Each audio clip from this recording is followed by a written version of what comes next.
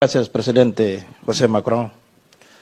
Emmanuel Macron, yo pienso que es muy importante que nosotros todos reflectimos cómo acabar con la guerra, hambre y epidemia. Je disais, Monsieur le Président, que Hay cosas que nos tocan bastante. pense qu'il faut Hoy en que nous día, el réfléchissions mundo sur solamente se comment habla en finir todos los sur cette periódicos, guerre. televisiones, On de parle la guerra beaucoup entre à la la Rusia y télévision, Ucrania. dans la presse écrite, Aunque de en la otras guerre partes, entre la Russie como bien et l'Ukraine. Mais Y dice que en nuestra zona, por ejemplo, tenemos guerras. dans nos Hay régions, Mali, Burkina. il y a y todos aussi los des días guerres. Le se Mali, mueren le personas. Burkina Faso, et En il y a América des Sur, morts por tous les ejemplo, jours. En Colombia, Amérique du la gente Sud que aussi. pasan En Colombie, para par Estados exemple, tous les gens qui émigrent vers les États-Unis et qui meurent sur la route. Lo que Mais está en sus agendas es siempre pour la communauté Ucrania. internationale, la seule chose qui est sur la Russie. l'agenda, c'est Una guerra le que se conflit puede terminar entre en un día l'Ukraine cuando et la la gente Russie. dialoga. Quelque chose qui pourrait être terminé très rapidement s'il y avait un dialogue. Si vous regardez ce qui nous est arrivé, nous, dans notre région, c'est que nous disons toujours, c'est l'Occident qui décide pour nous, sur nos territoires, comme cela a été le cas pour la Libye. L'Afrique, notre continent, quand il y a notre voix à entendre, personne ne l'entend, comme pour le cas de Kadhafi, par exemple. Alors, je demande, est-ce que nos frères de la Libye, de l'Afghanistan, de la Somalie sont heureux aujourd'hui? Et non. Mais nous avons une solution. Et pour arriver à cette solution, il faut un dialogue entre le Nord et le Sud. Même si nous sommes pauvres, nous avons une dignité aussi. Et ça, c'est très important. J'ai été il y a 15 jours avec le président Poutine dans son bureau. On a parlé presque 3 heures. On en a parlé beaucoup. Et moi, j'ai eu l'impression que s'il y avait un dialogue sérieux, la guerre pourrait finir très très vite. Et évidemment, lui, il a une grosse responsabilité là-dedans. Et quand il m'accompagnait, quand je partais, il m'a dit donner une grande accolade de ma part à mon frère Macron. Oui, c'est Poutine qui m'a dit ça. Hein? Et il me l'a même dit en anglais. A big hug to my brother Macron. Voilà, il me l'a dit comme ça. Mais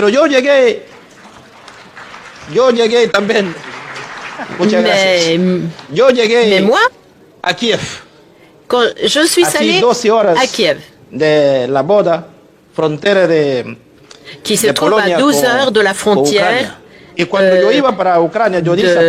Pologne, et quand j'allais vers l'Ukraine,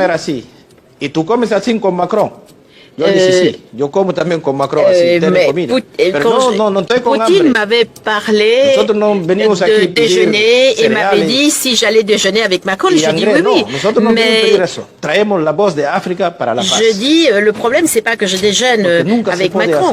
Le problème c'est que je veux faire entendre la voix de l'Afrique, la voix de la paix, parce que la paix ne peut pas être seulement d'un seul continent. Il faut entendre la voix des autres pays aussi, une voix internationale. Donc, je disais que quand j'allais vers Kiev, j'ai vu la destruction qui avait été causée par la guerre. Et je parlais avec le président Zelensky, et je dis à Zelensky, écoute, il faut que tu parles avec Poutine. Et parce que je lui ai dit que j'ai l'impression que Poutine était sérieux. Et que mon message était qu'il fallait qu'il parle avec Poutine.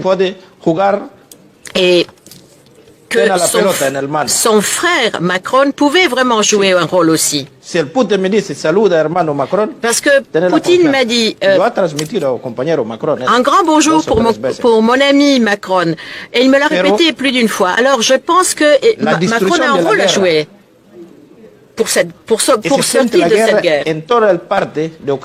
Mais cette guerre est quelque chose qui touche toute l'Ukraine. Par contre, quand j'étais à Moscou, j'ai eu l'impression que personne n'était touché par la guerre. C'est pour ça que je crois, Monsieur le Président, c'est que quand tu parles avec tes amis européens, avec tes amis américains, C'est important que tu le fasses. À l'Assemblée générale. Mais quand on parle devant l'Assemblée générale des Nations Unies, il faut parler sur faire entendre sa voix, que tous puissent faire entendre leur voix. C'est évident que pour moi, ce n'est pas facile quand on m'appelle et qu'on me dit, écoute, il faut que tu te prononces comme nous. Ben non, ça ne marche plus comme ça. L'ordre mondial a changé. Les pays BRICS maintenant compte. Il y a des pays comme l'Arabie Saoudite, l'Algérie, le Venezuela qui vont s'associer aux BRICS. Et peut-être que la Guinée-Bissau y sera aussi si nous avons du gaz ou du pétrole à l'avenir. Mais la plus importante, c'est qu'il y ait un respect entre nous. Et moi, j'aime beaucoup Macron parce que nous parlons comme deux chefs d'État. Et il me dit, nous parlons comme un égal. Je suis un frère et toi tu es un chef d'État. Je te parle comme un frère. Mais il ne s'agit pas qu'il y ait un sentiment anti-français dans l'Afrique de l'Ouest. Non, c'est pas du tout ça la situation. Mais le problème de la Libye a causé des conséquences graves pour le Mali, le Burkina, le Niger. Kadhafi était un mal nécessaire pour son peuple et Saddam Hussein était aussi un mal nécessaire pour son peuple. Le peuple vivait bien sous leur régime. Et aujourd'hui, je me demande de ce qu'ils sont heureux sans Saddam, sans Kadhafi. Même si c'était des personnes néfaste. Mais il y avait la paix. Et maintenant, la paix, comment on va l'acheter? Même si le monde n'est pas juste, Monsieur le Président, je pense qu'il ne faut pas oublier de parler, par exemple, de la Covid. Depuis qu'il y a la guerre entre l'Ukraine et la Russie, le Covid a disparu. Personne n'en parle, même si la maladie continue d'exister. Et même s'il y a d'autres pays qui en souffrent. C'est pourquoi je pense qu'il faut que nous réfléchissions tous ensemble.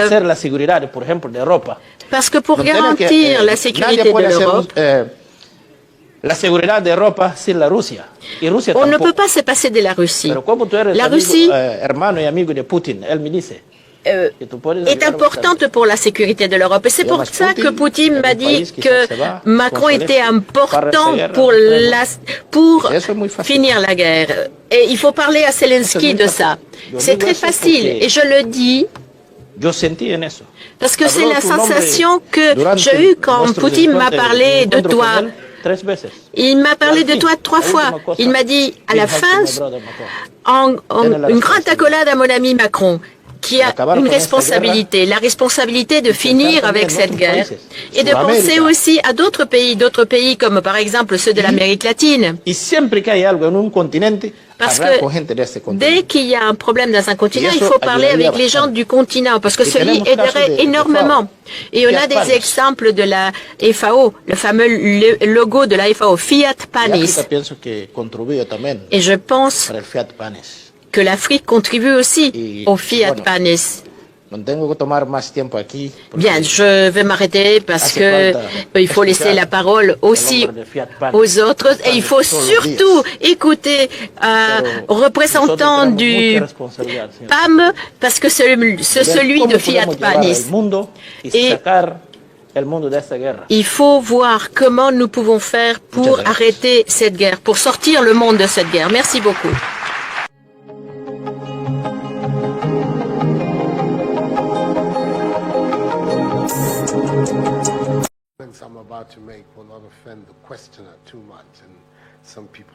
J'espère que le commentaire que je m'apprête à faire ne va pas offenser la personne qui a posé la question ainsi que les gens présents dans cette salle. Je pense qu'il y a une erreur fondamentale dans la manière dont le problème est énoncé dans la question de l'intervenant. Nous ne pouvons plus continuer à élaborer des stratégies politiques pour nous-mêmes, nos pays, nos régions et notre continent qui sont basés sur un hypothétique sport des Occidentaux, de la France ou de l'Union européenne.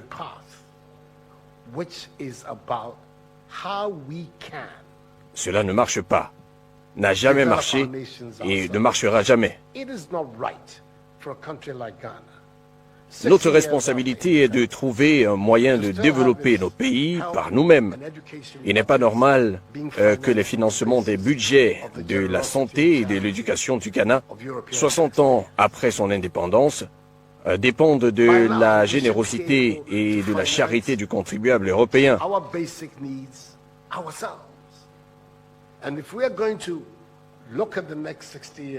Nous devrons aujourd'hui être à mesure d'autofinancer nos besoins alimentaires et élémentaires.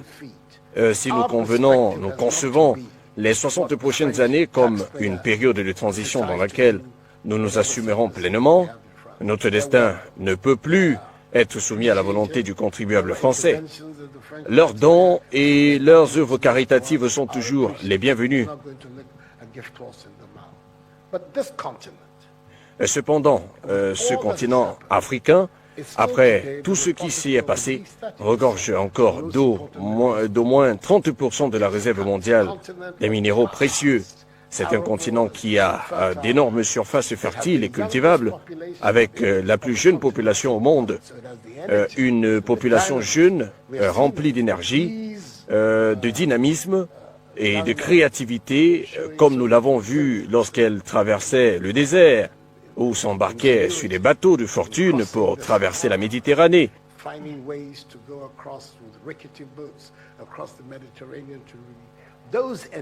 Nous voulons que ces énergies travaillent dans nos pays, et elles le feront à condition que nous leur construisions des environnements qui leur redonnent l'espoir et les opportunités nécessaires à leur épanouissement.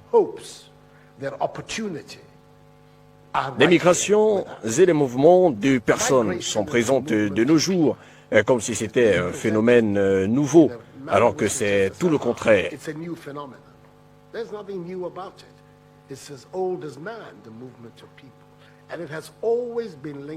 Les migrations sont aussi vieilles que le monde et ont toujours eu les mêmes causes, l'échec de l'endroit où vous êtes à vous fournir une opportunité.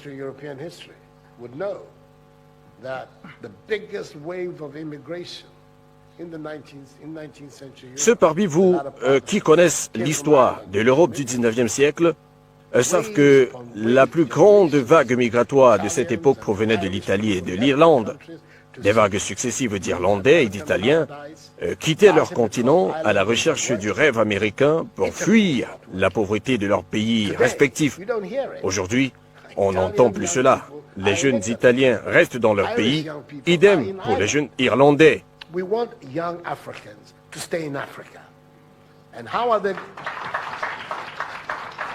Nous voulons la même chose pour les jeunes Africains, qu'ils restent en Afrique.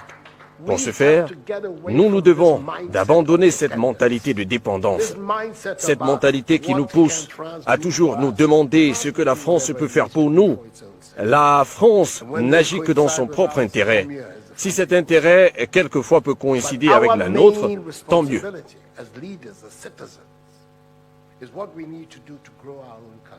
Mais notre principale responsabilité, en tant que leader et citoyen africain, est de nous préoccuper de ce que nous devons faire pour développer nos pays par nos propres moyens.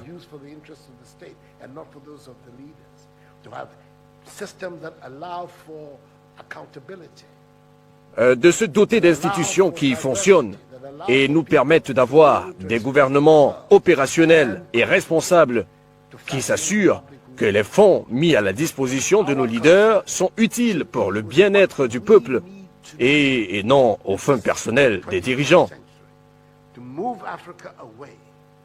De mettre en place des systèmes qui encouragent la responsabilité, la diversité et permettre aux citoyens de pouvoir s'exprimer librement et de participer à l'amélioration du bien-être social.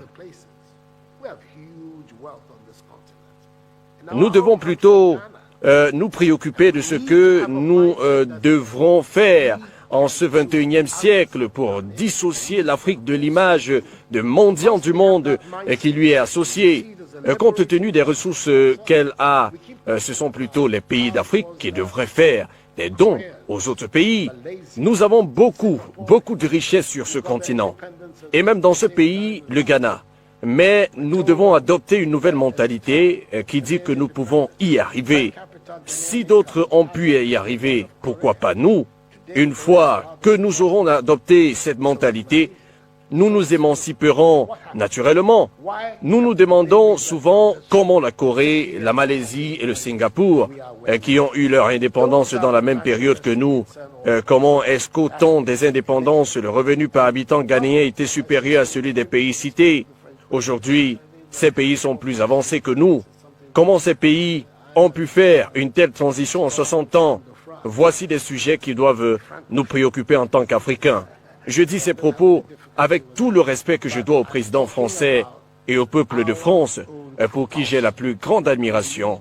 Je suis d'ailleurs un grand francophile, mais je parle ici pour les Africains, de ce que nous devons faire pour rendre nos pays opérationnels et créer les opportunités nécessaires afin que notre jeunesse abandonne cette aventure périlleuse vers l'Europe. Nos jeunes n'y vont pas juste parce qu'ils ont envie d'y aller, mais plutôt parce qu'ils y croient et qu'ils croient qu'il n'y a pas d'opportunité pour eux en Afrique. Voici les principaux enjeux de l'élite africaine d'aujourd'hui. Je réitère que je crois que si nous changeons cette mentalité de mendiant qui dépend des aides et des œuvres caritatives, nous verrons dans les prochaines décennies le développement et l'émancipation du peuple africain. Cette nouvelle mentalité africaine dont les pères fondateurs rêvaient au temps de l'indépendance sera une réalité pour cette génération. J'espère que ma réponse n'a pas offensé les personnes ici présentes, mais ce sont là mes convictions et c'est la raison pour laquelle mon slogan de campagne était de construire le Ghana sans aide, un Ghana indépendant, autosuffisant, capable de se tenir debout sur ses deux pieds et créer sa propre vie. Nous pouvons le faire si nous adoptons la mentalité adéquate. Monsieur le Président, c'était là ma contribution.